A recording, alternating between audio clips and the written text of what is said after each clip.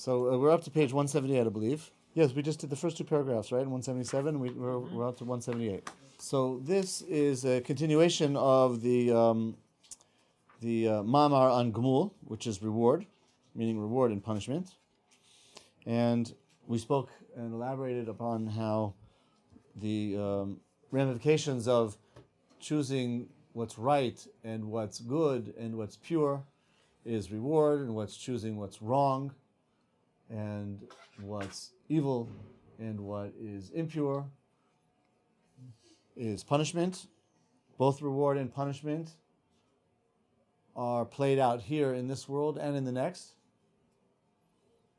And this is all a function of a person's free will, the free will decisions that a person makes. But Tzarech Shetedai continues on top of 178. She'ikar hasachar be'emes hu atova amitis sheyusku bo tzadikim la'asi davai. The true reward, however, even though there's plenty of good that can come to a person for making the right decisions here in this world, and even though here he might really experience the good life, right, by which I mean not the good life, quote unquote, but a lifestyle which, no matter how difficult it is, if you were to stop a person at any point in his life and say,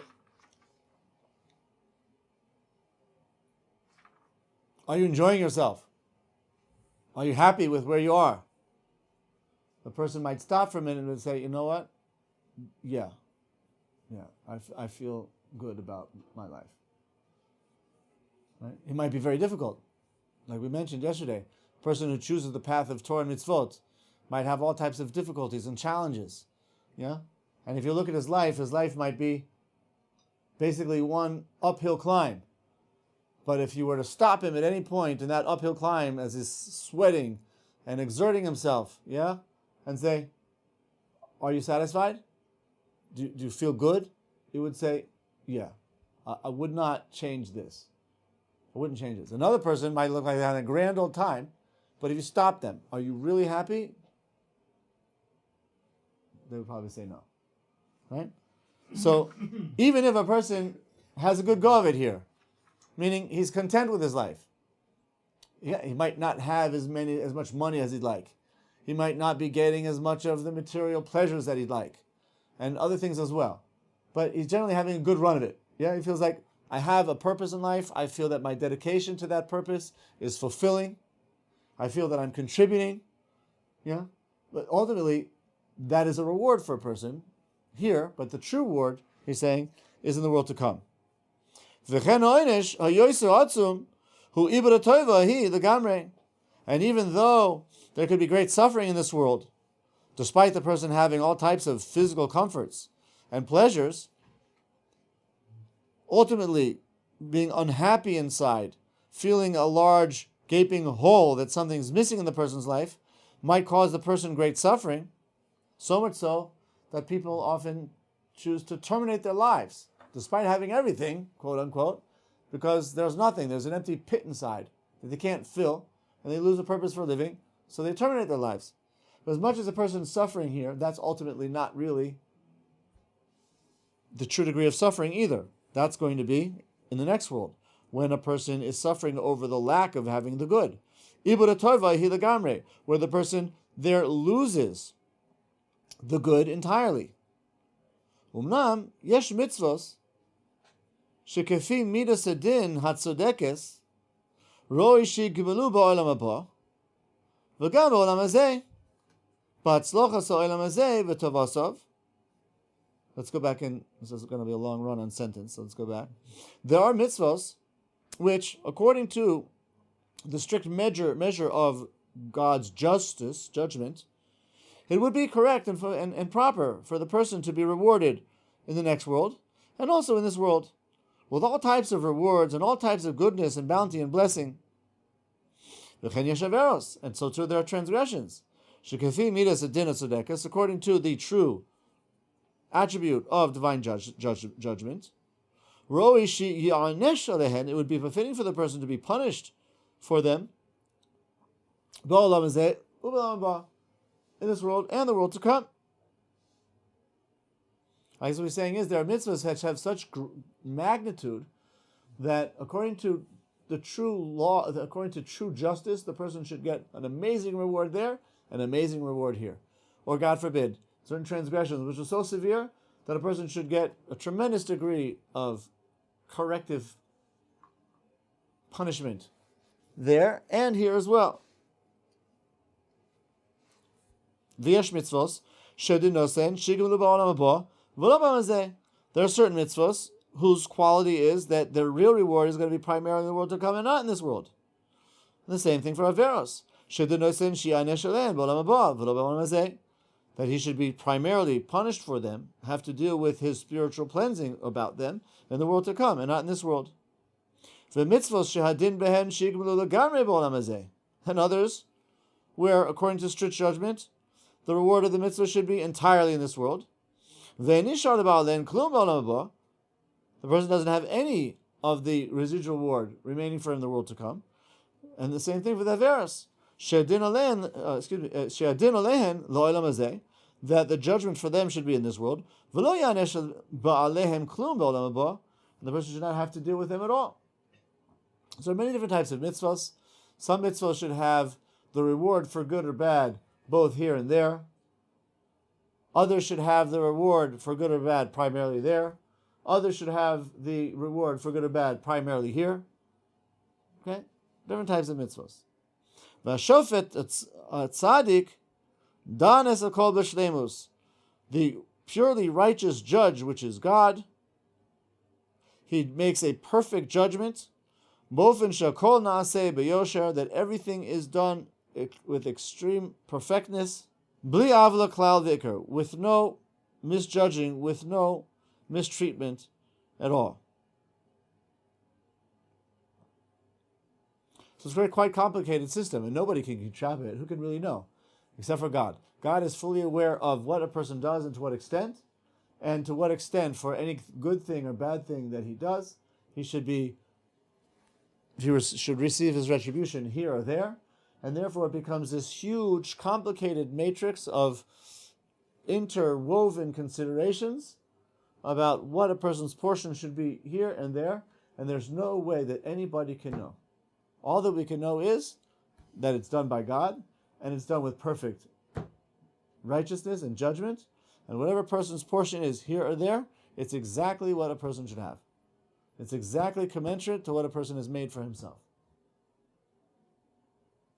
The Gemara, for example, in Bracha says that Moshe did not know all of the questions, all of the answers to the questions he had about God, one of which was, Hareini es drachecha, show me your ways. And God answered him and said, Lo yirani adam v'chai, a person cannot see me and live. As long as a person is living, he cannot see clearly what God is, what God's will is, what God's reasons for doing things are. Lo yirani adam v'chai. The Gemara asks, but after he's passed on, and is in the spiritual realm, then all of a sudden he sees very clearly, now I know why I experienced that there for good or for bad. Now I understand why I'm experiencing this here, meaning in the spiritual realm for good or for bad. Now it becomes very clear. But before that, right, there's this kind of junction, this interface. On this side, lo yirani adam v'chai. The other side, we can see. And this message is conveyed by what it says in the Torah, that God said, you can't see me, but you can see Me'acharai. You can't see me. Yeah, but after the fact, then you can see and extrapolate what I really had in mind. While you're alive, you're on this side, you can't see. But once you've passed over, yes, then over there you can see. Simultaneously, we find that Hashem told Moshe to hide in the cleft of a rock. God would pass by, putting his hand over the cleft, and then when God would pass by, he'd take away his hand, and Moshe would be able to see from behind him. And we find, the Gemara says, that Hashem showed him the keshesh of tefillin, the knot of the tefillin. The Gemara says elsewhere that Hashem wears tefillin. So Moshe saw Hashem's tefillin. What's the significance of tefillin? Tefillin is a knot, and those tefillin straps of the head, beyond that knot, go down below the head to the body, A person could take hold of those straps and take them up the midos, until he gets to the sphere of das. That's where the knot of the tefillin is. Chochma, Bina, das. Yeah? But there's a knot there. There's a knot. You can't get through. I can understand Hashem through the midos. Right? There's Malchus, there's Yesod, there's Hod, there's Netzach. Right? There's Tiferes, there's Chesed, the Gevurah.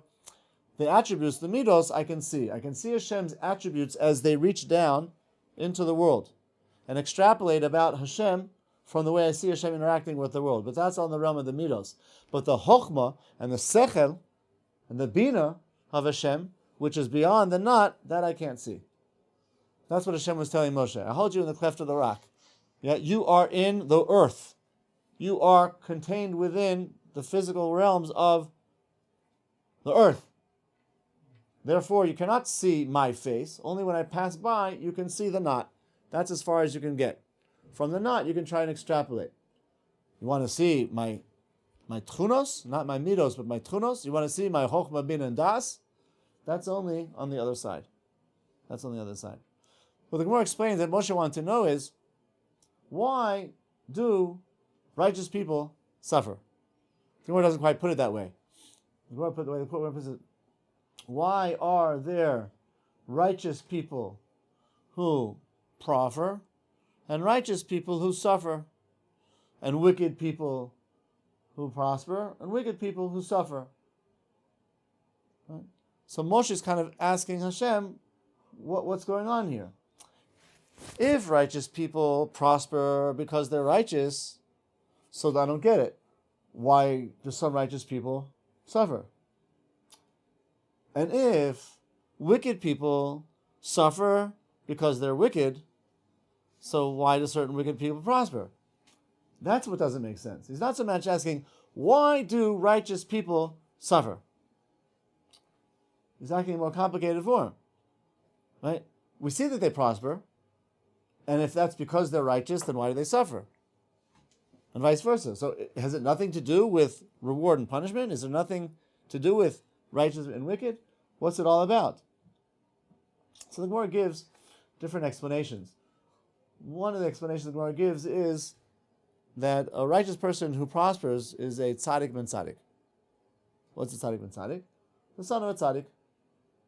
And a righteous person who suffers is a tzaddik ben rasha. So according to that, he himself is righteous. Yeah? But if his father's not righteous, he's going to have it bad off. Similarly, you've got a rasha who's got it good. Who's the rasha who's got it good? The rasha ben tzaddik. Who's the rasha who's got it bad? The rasha ben rasha. The Gemara doesn't like that explanation. A person is going to either suffer or prosper because of his father. If he's a tzaddik, he should be judged as being a tzaddik, and if he's a rasha, he should be judged as a rasha. What's going on here? It turns out that a tzaddik, who himself is a tzaddik, is going to have it worse off because his father was a rasha than a rasha because his father was a tzaddik. What kind of business is that? This person is a tzaddik, and this was a rasha. Because his father was a rasha, he's going to have it bad. And because his father was a tzaddik, he's going to have it good. It turns out that the rasha's got it better off than the tzaddik. What kind of business is that? And you can ask the question even stronger. Think about it. This person who's a tzaddik ben rasha should actually be better than a tzaddik ben tzaddik. Why? Because a tzaddik ben tzaddik had his father as an example. This guy who became a tzaddik, despite the fact that his father is a rasha, what example did he have? He went against the way that he was raised and became himself a tzaddik, despite all the difficulties. And the rasha, it's one thing to be a rasha ben rasha. He didn't know any better. He's following in his father's footsteps. His father is a rasha, he's a rasha. But a rasha becomes a rasha after being raised by a tzaddik? That's even worse. Right? So the explanation of the Gemara here is very difficult to understand. It's very difficult to understand. Yeah, it's very difficult to understand. And the Gemara, if I remember correctly, asks kasha on the Gemara by bringing another teaching which itself raises a kasha. The teaching brings two psukim. One pasuk in the Torah says that children will be punished as a result of the iniquity of their fathers. And the other pasuk says that Shem does not bring the punishment of the fathers on the sons. So the Gemara asks, make up your mind. Either God punishes on account of the fathers or it doesn't. There's a contradiction. So the teaching reconciles this seeming contradiction between the psukim and saying, the one case is talking about where Maaseh Aviv b'Yadav, meaning he continues the wicked ways of his father, and the other is talking about where he doesn't continue the wicked ways of his father, meaning when does Hashem bring punishment on a child because of the parent? That's when the child intentionally continues the wicked ways of his father. So you might ask, so let him get punished for his own wicked ways. Why does he have to get punished because of the wickedness of his father? The answer is, if the child knows that his father's way is wicked, and he continues in that wicked way, not only is he acting wicked, he's affirming the wickedness of his father, which now is going to make him accountable for not only his deeds, but the deeds of his father. So the pasuk which says that the poked avon avois albanim, that God brings the punishment of the father on the children, we're talking about children who are wicked, intentionally continuing the ways of. The other pasuk which says that God does not bring the iniquity of the father and the son, when the children do not go in the wicked ways of the father. So therefore God is not going to, is not going to arbitrarily bring the punishment of the father onto the son. So based on that teaching, the Gemara says, how can you tell me that a tzaddik who suffers is a tzaddik ben Rasha? Why? Because he's not going in the way of his father. He should not be punished on the account of his father. So the Gemara rejects that explanation. You following? Yeah? What's that? Yeah. Tzaddik ben Tzaddik. So Tzaddik ben Tzaddik, the explanation of Tzaddik ben Tzaddik and Tzaddik ben Rasha, Rasha ben Tzaddik and Rasha ben Rasha, the Gemara seems to reject. Derech Agav, I believe it's the Ben Ish Chai, if I'm not mistaken, in Sefer Ben Yoyoda, Benar ben Yoyoda, which is the Ben Ish Chai's explanations of the drashot, the Agoras Chazal. I believe it's the Ben Ish Chai. Says that when the Gemara said tzaddik ben tzaddik or tzaddik ben Rasha, it doesn't mean biologically father and son. It's referring to Gilgul Neshamos. We're dealing to reincarnation. A tzaddik who's got it good is a tzaddik ben tzaddik. He's a tzaddik in this lifetime, and he was a tzaddik in the previous lifetime. He's a spiritual son of himself in the previous lifetime. So he's got it good. Tzaddik ben Rasha is a person who's tzaddik here, but he's suffering on account of transgressions in a previous reincarnation. Yeah, and the Rasha ben Rasha is going to be a person who suffers because he's a Rasha here and also in the previous lifetime. Rasha ben tzaddik is going to be, whatever this means, a person who was a tzaddik, and then another Gilgul becomes a Rasha. As far as I know, the Arizal says that a person who is a tzaddik in a previous Gilgul and has to come back will not lose what he's gained. So, for example, let's say he was a tzaddik in nefesh, and he perfects his nefesh. He's nifter because of that. Now he comes back again to work on ruach. So he'll not become a tzaddik. He'll not become a rasha in nefesh. His nisayon is always going to be in ruach, but nefesh has already been perfected. So I'm not sure how, in what sense you would have, in terms of Gilgul, a rasha ben tzaddik. And that's what it means. It's like a rasha in ruach and a tzaddik in nefesh. Something like that. But in any case, that's one way of nevertheless reconciling the first teretz in the Gemara, which is tzaddik ben rasha, etc. After that, Gemara gives an alternate explanation. Remember what it is? Tzaddik v'tovlo, a tzaddik v'tovlo is a tzaddik gomer. And a tzaddik v'ralo is a tzaddik she'enu gomer. Rasha v'tovlo, Rasha v'ralo is a Rasha gomer, and Rasha v'tovlo is a Rasha she'enu gomer. Right? Which means tzaddik has got it good, he's entirely a tzaddik. The tzaddik has got it bad, he's not entirely a tzaddik. The Rasha who's got it bad is a complete Rasha. The Rasha's got it good, right? He's not entirely a Rasha. What? But according to this, you still have a problem. It still turns out that an incomplete tzaddik is going to be worse off than an incomplete Rasha. Why? Because the incomplete Rush tzaddik has got it bad. That's tzaddik v'ralo. Tzaddik v'ralo is a tzaddik shenagomer. A Rasha v'tovlo is a Rasha shenagomer, which means an incomplete tzaddik has got it worse off than an incomplete Rasha. Yeah? So, the commentaries explain this contradiction as follows. It's true.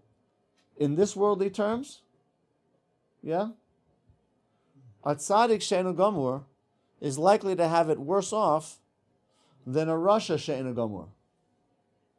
If he's a tzaddik gomur, he's got a good here and in the next. If he's a Rasha gomur, he's got it bad here and the next. But when you have some combination of the two, a tzaddik she'enu gomur, even though he would seem to be a lot better than the Rasha she'enu gomur, it's still going to have it worse off. Why? Because in this worldly terms, that's what we're judging. Since this person is a tzaddik she'enu gomur, he is going to be rewarded for his righteousness in the world to come, but he's not an entirely tzaddik. He's got some averos. Where are those going to be reckoned with? Here. So he works them out here in order that he should receive the full measure of his reward there. Which is not the case regarding the Rosh Hashanah Gomer. The Rosh Hashanah Gomer, he's got some mitzvahs, right? And he's got some averos. So what are we going to do with those mitzvahs? Reward them here. And the averos, he's going to get the full measure of his averos there. So this is a nice way of explaining why the tzaddik she'enu gomur has got it worse off in this world than the Rosh Hashanah Gomer. However, it raises the question, that seems to be a double standard. Why is the righteous person getting his reward there and his averos here, whereas the wicked person is getting his reward here and the averos there? Make up your mind. If this is a world where you get rewarded for your mitzvahs, so reward everybody here. And if this is the world where you get your averos worked out, so everybody should get it here. It's a greater reward in the come. Okay, right. Then, I mean, you have a temporary physical existence that you're getting rewarded. That's right. It's a greater reward. So it would make sense that the reward for the mitzvahs should be there. The tzaddik will have a great reward for all of his mitzvahs, and the Rasha will have less of a reward, but at least he'll get his reward. So based on what you're saying, I would suggest that the real reward is the reward for the mitzvahs, and that real reward for the mitzvahs should be in the real world, the world to come. So according to that, right? According to that, let this world be a place where the averos are reckoned out. The tzaddik she'enu gomor has a few averos, so I have to deal with it here. The Rosh Hashanah Gomer has got a few mitzvahs, but he's got most of the averos, so let him suffer here. So each one is going to get his punishment, right, in this world, and he's going to get his reward in the next. What's this double standard? What's that all about? It's a complicated little piece of Gemara, right? So what's the pshat? God is the true judge, as we're saying here. And God's judgment is perfect. And God gives every person what he deserves. And it's based on what we choose. So God says like this, look, I want to give you your reward in the world which for you is the world. If you ask the Rasha, what is the world? Is it there or is it here? He says it's here. So God says, this is your world, so this is where you're going to get your reward. Enjoy. But there are averos. You might not want to admit that. Yeah, and you might not want to admit that there's another world. Yeah, but ultimately that's going to have to be reckoned with. This is your world, take your reward in this world. And he gets his reward in this worldly terms. Yeah? But what's left? The Averis. That's going to be reckoned with there. Why? Because he chose. The tzaddik, you ask him, where's the real world? Here or there? What does the tzaddik say? There. That's your real world? For you, that's the real deal? So that's where I'm going to give you your reward. Because I want to give you your reward in the world that's most important to you. For the Russia, it's here. He gets his reward here. But the Averis is going to be reckoned with there. The tzaddik, the real reward is there. So he gets his reward there. But he has Averis because it's tzaddik she'eino gomor. Where's he going to have to deal with that? Here. So that's why, so that's why, the tzaddik she'eino gomor is going to have it worse off than a rasha she'eino gomor, even though this person is qualitatively a much better person than this person. Why? Because Hashem is giving him, based on his own choice, his real reward in the real world, which means he's going to have to reckon with the Averis here. Whereas the rasha is the other way around. He gets his reward in this worldly terms. Problem is, he gets a bad exchange rate. Yeah? He's not a very good businessman. He's losing on the exchange. He's getting his reward in a world where that reward doesn't translate very well. And in fact, as we elaborated on yesterday, often when it is translated, yeah, it ends up actually being for his bad. So he gets all of this material reward and all of this material abundance, but it ends up bearing him.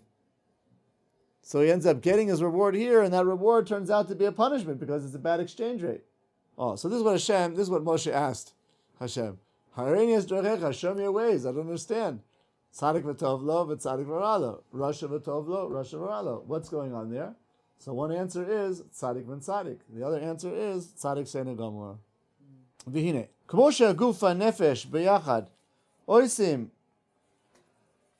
hamasim ben atoivim ben aroim, just like the body and the soul together, they do the person's, they enable a person to act, whether it's good deeds or bad. Ken hagmul tzarich shigmulu yachad. So too in the reward, both the body and the soul have to be awarded together. Umnam b'chitho shel adam harishon nigzar lamin enoshi kulo misa. After the great sin of man, it was decreed upon mankind that they die. Like it says, B'yom ochalcha tamuz. On the day that you eat of that fruit, you will die. Adam and Eve ate the fruit and they didn't die. Not that day, at least. I'll say, it meant one of God's days. One of God's days. And there's a pasuk in Tehillim which says, Ki yom echad ke'elef be'enecha. Yes, one day is like 1,000 to you, God. So we're talking about one of God's days. So after the transgression, it was decreed upon mankind to die at their 1,000-year-old birthday. Yeah, person turns 1,000, he dies. Adam died at the age of 930. He didn't even make it to 1,000. Why? He gave 72. Oh, because he did a chesed. He donated, the Midrash says, 70 of his years to Adam, to David. Adam donated 70 of his years to David. He saw Baruch HaKodesh, that there would be a neshama, which should be like the Mashiach, but it would be decreed not to live, and therefore he gave 70 years of his life to David, and this way David lived till the age of 70.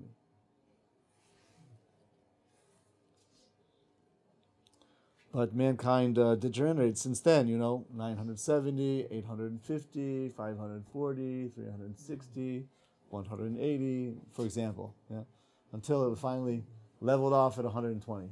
So it was decreed, mortality was decreed upon mankind, both in shelo yochol lahagia latoiva hamitis bli sheyolos, such that it's impossible for a person to get to the true good without passing through death. V'he'inyan, the matter is to be understood as follows. Kihine, nishav b'guf, zu'um ha'shiav sharlo shi'agir l'dvekus ha'elyon b'hiyos zu'um hazo she'uva bo.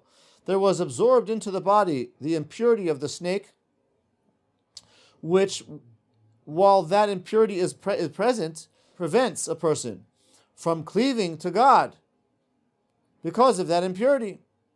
And that impurity, that intervening substance, which serves as an interposition, preventing man from cleaving to God, does not leave until a person dies, and the body returns to dust. So that impurity is within the body. When the person dies and the body decomposes, then the impurity leaves. Then the body become pure from it.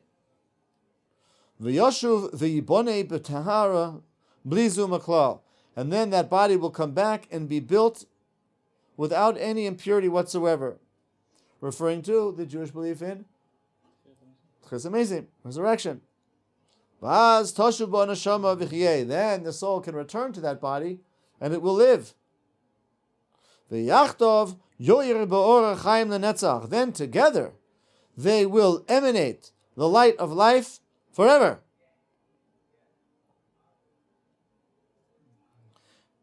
And they will derive benefit from the true good,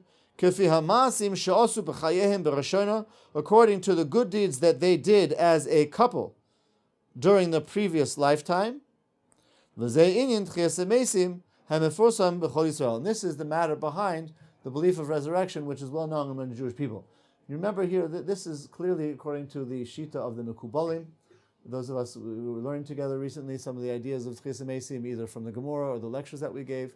We discussed the opinion of the Rambam versus the majority of other opinions, where the Rambam says that the primary reason for resurrection is that the body should be rewarded for its role in perfecting the soul.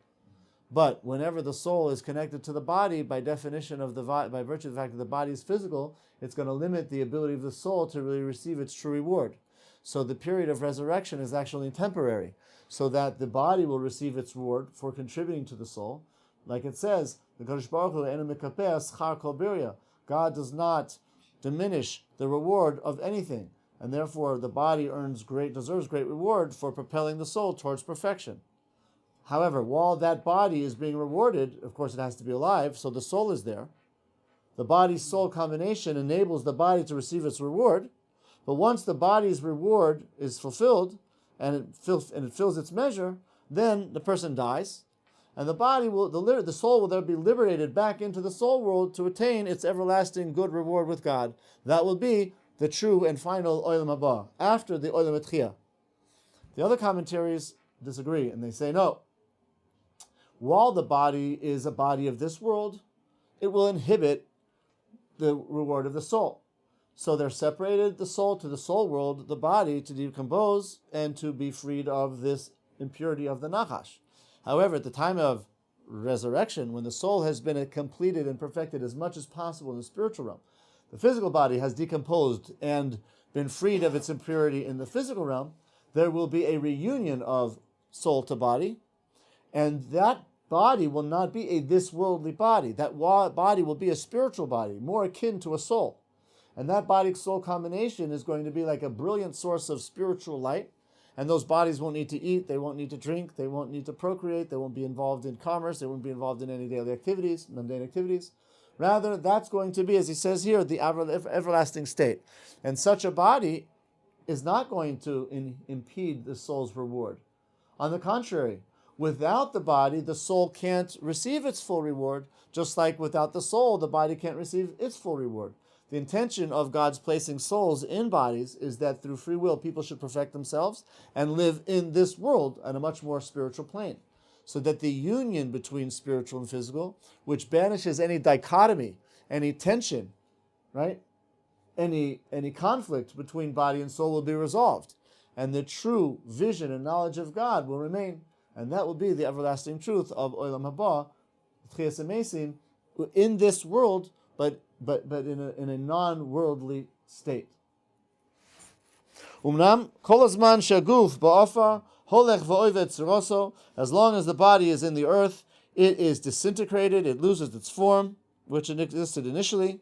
Hanashama omedes b'mkoim menucha im zoicha. The soul resides in a pleasant place, if it so deserves. If not, it'll be purified through Gehinnom, as we discussed. V'hainu oilam neshamos. That is what we refer to as the world of souls, as opposed to oilam haba, right? Because Olam Haba, according to this opinion, is going to be Olam Etchia. And there it understands, it experiences somewhat of what it's going to experience Shetasig Lasid Lavo at a later time. So you see what I said before, that the soul without the body is not able to achieve its full reward.